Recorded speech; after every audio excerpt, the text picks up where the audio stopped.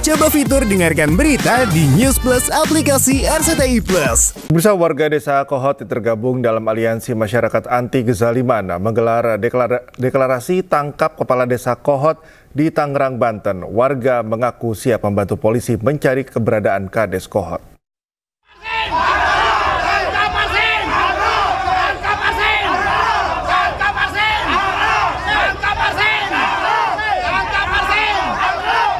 Teriakan seperti ini disampaikan puluhan warga desa Kohot, Kecamatan Paku Haji, Kabupaten Tangerang, Banten, yang menggelar deklarasi tangkap Kepala Desa Kohot Arsin bin Asip. Warga menyatakan siap membantu kepolisian terkait terbitnya HGB dan SHM di area Pagar Laut Tangerang. Mereka juga mengajak masyarakat untuk membantu penyelidikan pagar laut dengan menginformasikan jika tahu keberadaan Kepala Desa Kohot Arsin. Kami menyerukan kepada seluruh elemen masyarakat untuk turut rempuk dalam memberikan informasi apabila melihat keberadaan saudara Arsin. Upaya ini dilakukan sebagai inisiatif membantu kepolisian mencari keberadaan Kepala Desa Kohot agar kasus ini segera terselesaikan. Mengadakan naskah ini adalah salah satu inisiatif dari anggota bahwa untuk mengantisipasi melajunya pencarian Kepala Desa Kohot, yaitu Arsin bin Asip. Oleh karena itu, kami adakan wadah untuk mencari keberadaan Arsin. Sebelumnya, Bareskrim Polri menggeledah rumah Kepala Desa Kohot Arsin bin Asip, rumah Sekretaris Desa Kohot Ujangkarta, dan kantor Desa Kohot pada Senin malam, 10 Februari lalu. Dalam penggeledahan yang ada keterkaitannya dengan kasus pagar laut Tangerang tersebut, penyidik Bareskrim Polri menyita sejumlah dokumen dari komputer milik Sekretaris Desa Ujangkarta. Dari Kabupaten Tangerang, Banten, Aimarani, iNews melaporkan. Kita ke informasi selanjutnya, pemirsa. Menteri Keuangan Sri Mulyani buka suara terkait program beasiswa terdampak efisiensi. Pemerintah menegaskan program beasiswa Lembaga Pengelola Dana Pendidikan atau LPDP tetap berjalan seperti biasa dan tak ada perubahan akibat kebijakan efisiensi anggaran.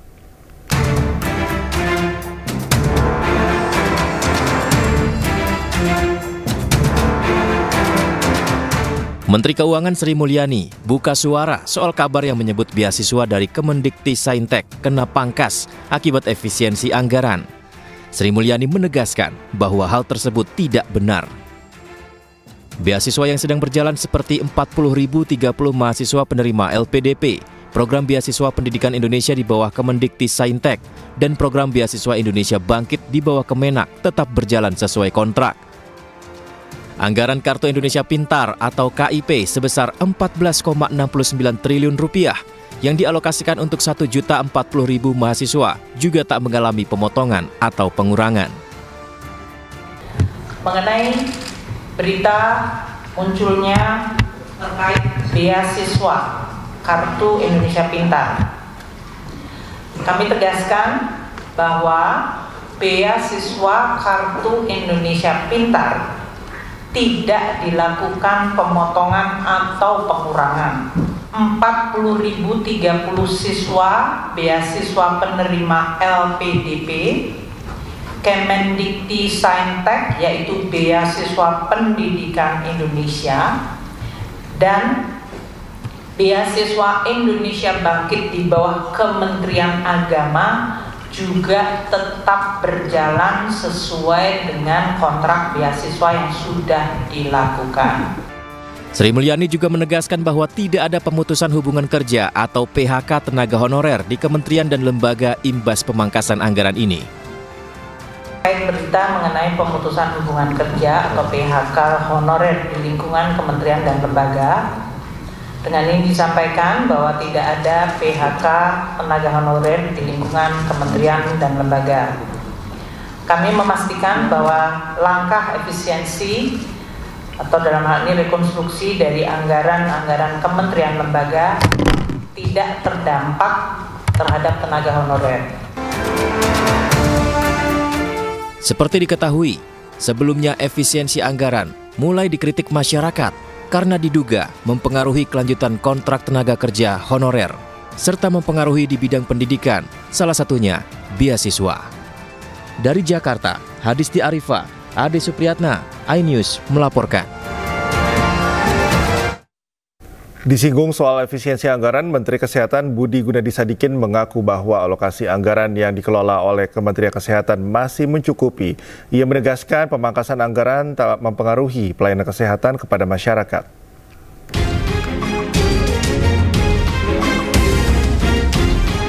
Menteri Kesehatan Budi Gunadi Sadikin menegaskan bahwa pemangkasan anggaran yang terjadi di Kementerian Kesehatan tidak mempengaruhi pelayanan kesehatan yang diberikan pemerintah kepada masyarakat. Hal tersebut disampaikan langsung saat mengunjungi program kesehatan gratis di Puskesmas Waru, Kecamatan Waru, Kabupaten Sidoarjo, Jawa Timur, Jumat pagi. Dalam keterangannya, Budi membenarkan berkaitan dengan persoalan efisiensi anggaran dari pemerintah pusat ke Kementerian Kesehatan saat ini. Meski anggaran Kementerian Kesehatan telah dipangkas sekitar 19 triliun rupiah, namun pihaknya menilai bahwa keseluruhan anggaran yang turun masih mencukupi untuk melakukan program-program prioritas pemerintah. Mungkin anggaran kita masih cukup. Kemarin memang agak dipotong, tapi masih cukup kita lihat nanti kalau kurang pasti untuk masyarakat Pak Presiden Bu Ani pasti nambah. Kita kan merencanakan ini 100 juta, tapi kita lihat dulu kan bisa dapat berapa. Kalau saya rasa kalau bisa 50 juta aja saya udah senang tahun pertama.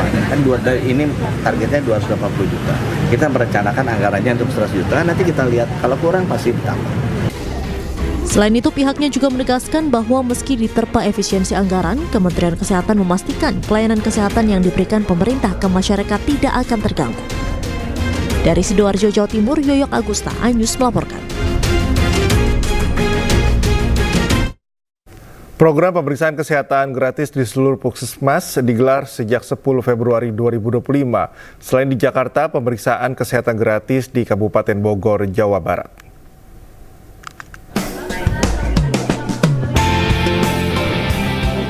Pemerintah menggelar pemeriksaan kesehatan gratis di seluruh puskesmas mulai 10 Februari 2025. Salah satunya di Puskesmas Gambir, Jakarta Pusat.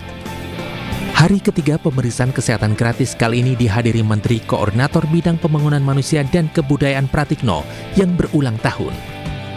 Di ulang tahunnya yang ke-63, Pratikno menjalani pemeriksaan darah, mata hingga jantung. Pemeriksaannya sangat lengkap, bahkan ada pemeriksaan yang saya belum pernah lakukan sebelumnya di pemeriksaan yang sebelumnya. Sementara di Kabupaten Bogor, Jawa Barat, bertepatan Hari Anemia Dunia, pemeriksaan kesehatan gratis juga digelar di kantor Kelurahan Nanggawer, Kecamatan Cibino.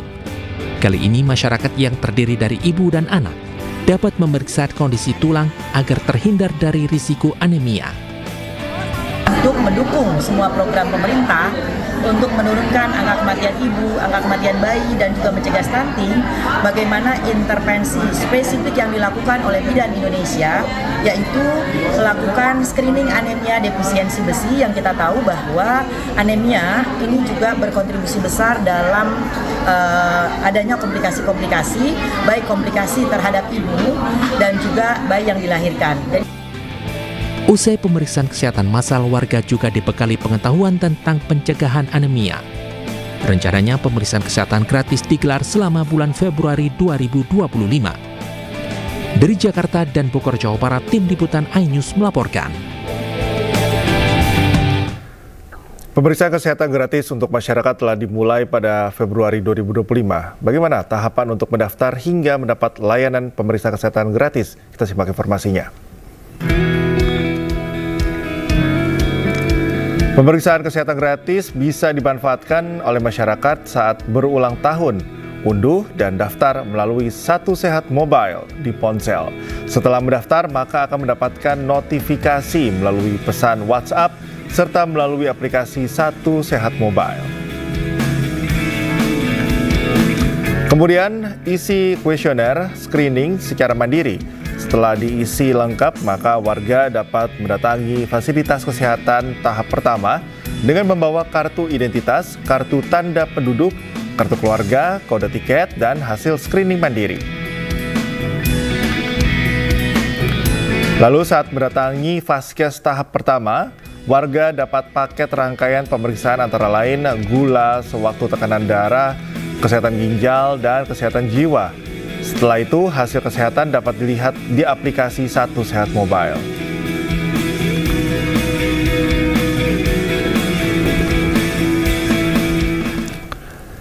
Kesepian dan depresi kerap dialami oleh para lansia. Untuk itu, pemerintah menginisiasi sekolah lansia yang diharapkan dapat membuat warga lanjut usia bahagia dan memiliki kegiatan yang produktif.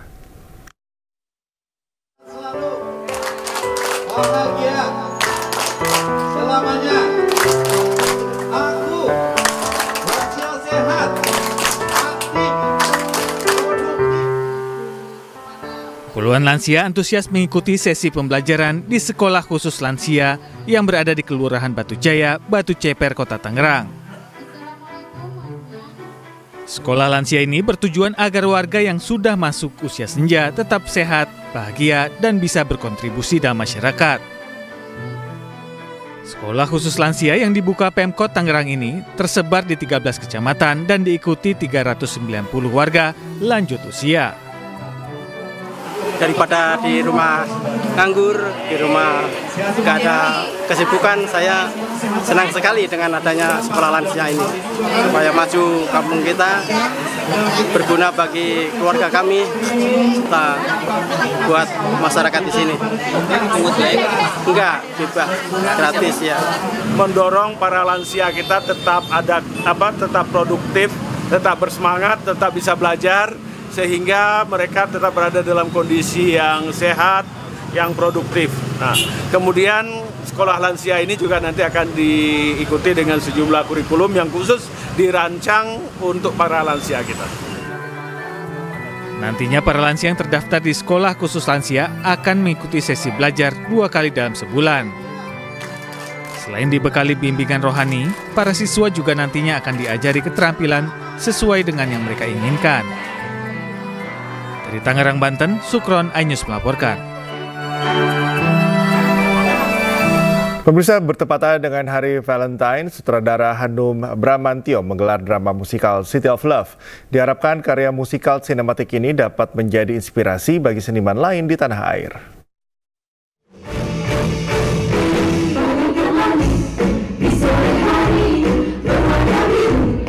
Inilah drama musik City of Love yang mengisahkan perjalanan cinta sepasang muda-mudi bernama Sandhya dan Kala.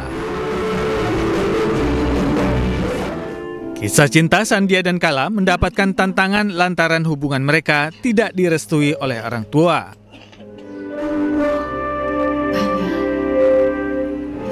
Sutradara Hanum Bramantyo melibatkan sejumlah seniman seperti Tohpati, Titin Watimena, Tabasan Cabahtiar, Agus Nur, dan Yanti Erlangga. Ini semoga karya musikal sinematik ini bisa menjadi inspirasi buat teman-teman seniman-seniman film, seniman-seniman musikal untuk bisa melakukan kolaborasi antara sinema dengan panggung.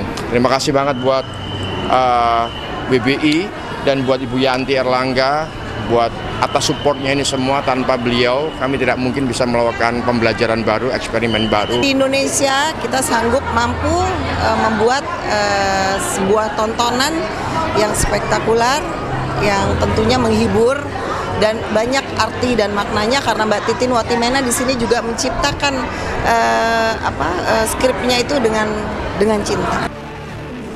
Drama musikal sinematik City of Love digelar selama 3 hari dari 14 Februari hingga 16 Februari 2025 di Jakarta International Convention Center. Dari Jakarta, Nata Arman, Dimas Winardi, iNews melaporkan. Masakan asal ranah Minang menjadi salah satu andalan kuliner Nusantara. Rasanya yang memanjakan lidah, kuliner Sumatera Barat ini memikat pencinta kuliner tanah air dan mancanegara.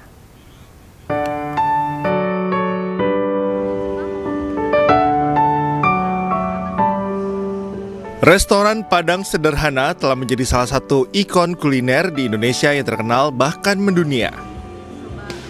Restoran Padang Sederhana berdiri sejak tahun 1972 yang merupakan hasil kerja keras pendiri dan pemilik restoran Padang Sederhana, yakni Bapak Bustamam. Padang Sederhana terus melakukan ekspansi hingga saat ini ditandai dengan resmi dibukanya outlet baru di pusat perbelanjaan di pusat Jakarta, berlokasi di Lipo Mall Nusantara yang sebelumnya adalah Plaza Semanggi. Padang ini adalah kita membuat pasar untuk para generasi muda Gen Z. Di mana ketika dia makan di tempat kita ini, dimakan Padang sederhana, tidak merasa old fashion atau merasa terlalu kuno ya. Tapi kita membuat anak-anak muda itu makan di tempat kita dengan bangga. Mudah-mudahan restoran ini dibuka di dalam bulan yang penuh berkah ya, dan bisa sukses, karena saya juga melihat tempat ini beda dengan mall-mall yang udah ada di Indonesia. Cabang baru yang terletak di Lipo Mall ini dihadirkan berdasarkan pemahaman mendalam tentang kebutuhan masyarakat akan hidangan yang baik. Perpaduan antara resep khas yang selalu ditingkatkan kualitasnya, kebersihannya, serta nilai gizi yang senantiasa dijaga.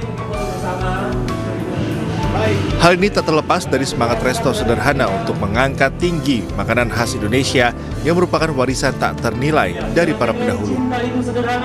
Dari Jakarta, Aulina Iyasya, Seto Pratomo, iNews melaporkan. Tiket kereta untuk keberangkatan H-1 hingga H-3 Lebaran telah ludes terjual. Untuk kebutuhan mudik Lebaran, PT KAI telah menyediakan 2,8 juta tiket kereta.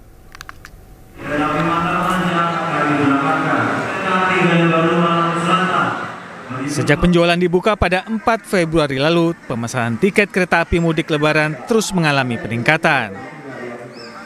Tercatat lebih dari 2,8 juta tempat duduk yang disediakan untuk keberangkatan tanggal 21 Maret hingga 11 April 2025. Namun, tiket kereta api mudik untuk H-1 hingga H-3 Lebaran telah ludes terjual.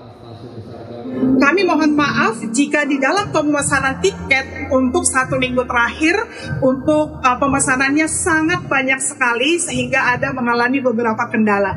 Kritik dan saran yang kami tampung melalui kontak center 121 terus dievaluasi sehingga kami juga terus memperbaiki sistem agar pelayanan tiket ini semakin nyaman. PT KAI juga tengah mempersiapkan layanan kereta mudik tambahan untuk mengantisipasi lonjakan penumpang. Dari Jakarta, Rani Sanjaya, iNews melaporkan.